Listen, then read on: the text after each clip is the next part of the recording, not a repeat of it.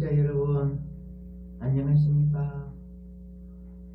2021년 신축년이 들어선 지도 어느덧 한 달의 반이 접어들고 있습니다. 코로나 때문에 여러분들 뵙지도 못하고 사실 뵙고 싶습니다. 저도 이런데 여러분들 또한 어떠하겠습니까?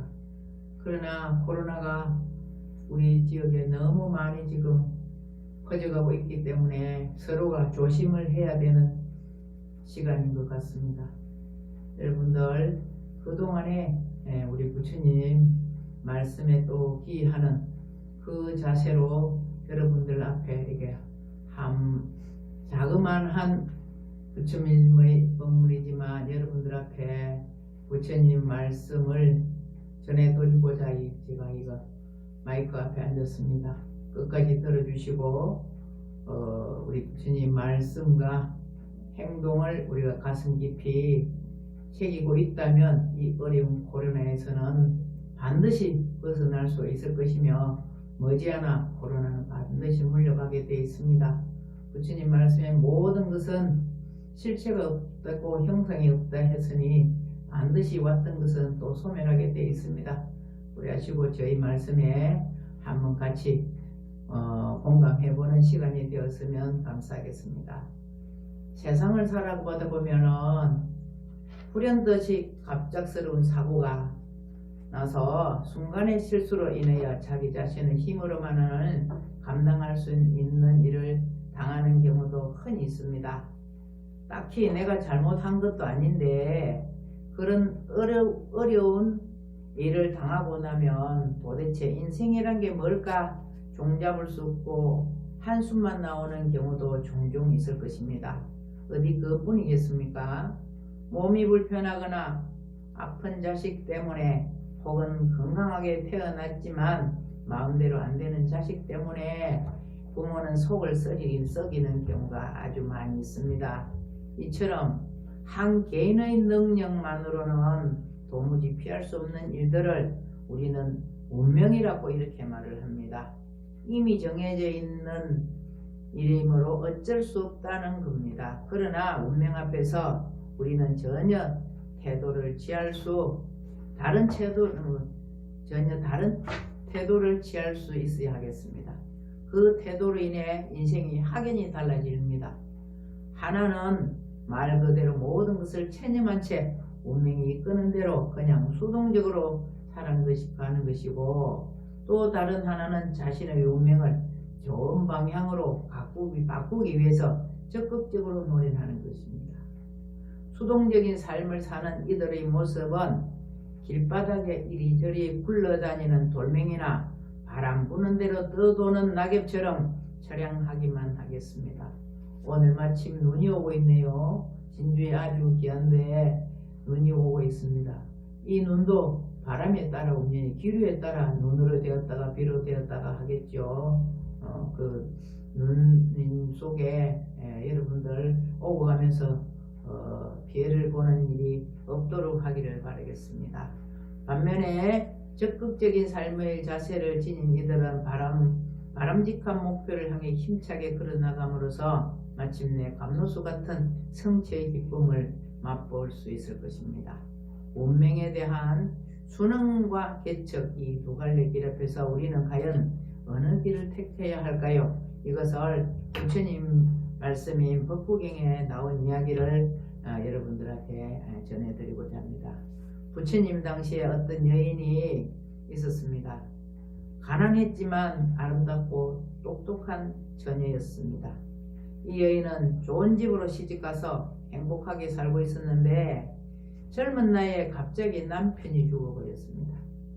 그래서 아이 하나만을 데리고 살고 있는데 또 복이 없었던지 그 아이마저 죽고 말았습니다.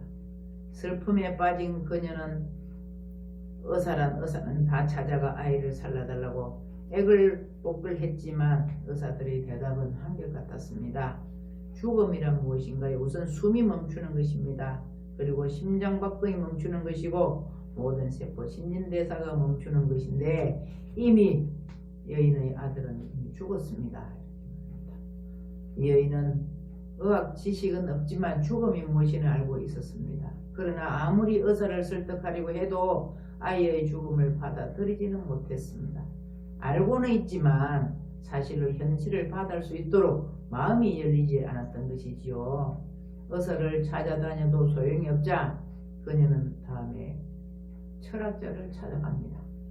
철학자는 한눈에 그녀가 심리적으로 매우 불안하다는 사실을 알아채려고 처방을 내려줬습니다. 인생이란 한 번 오면 반드시 돌아가게 되었습니다.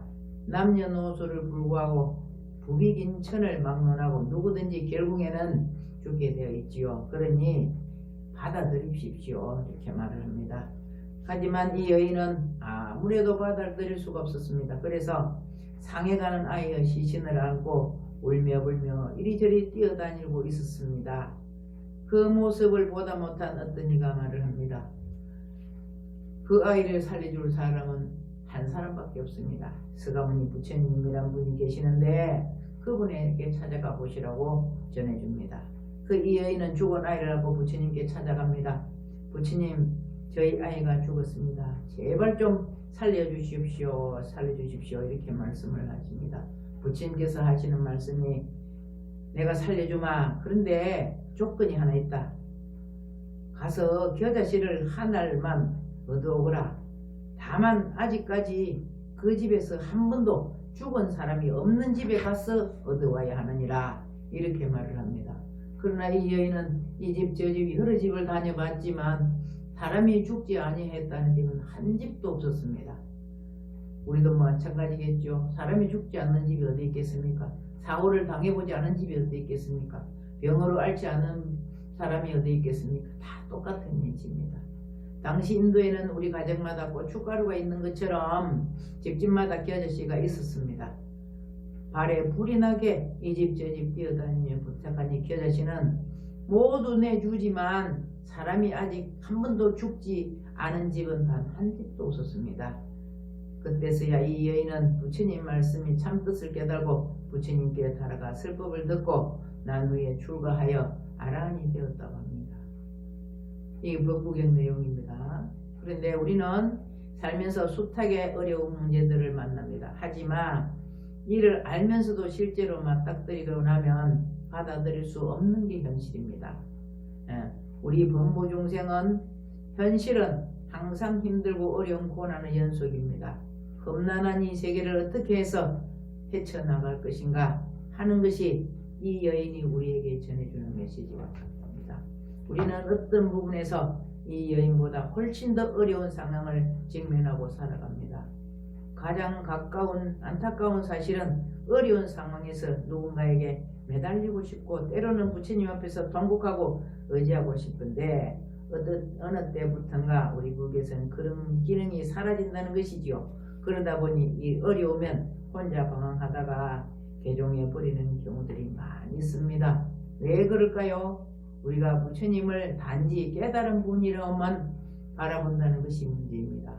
부처님께서는 만고의 진리를 깨달은 분이며 또한 강대무부한 우주의 모든 일을 주재하는 절대자인데 많은 불자들이 부처님을 그냥 마음이나 편안하게 해주는 존재로 생각하고 있는 경향입니다. 삼계의 대도사이시고 사생의 자부이신 부처님께서는 모든 것을 굽어 살펴주십니다. 그러므로 우리는 온갖 괴롭고 힘든 것을 부처님께 모두 맡긴 다음 간절히 기도해야 합니다. 기도할 때는 안 이루어지면 어쩌나 하는 이런 생각은 아예 해서는 기도가 이루어지지 않습니다.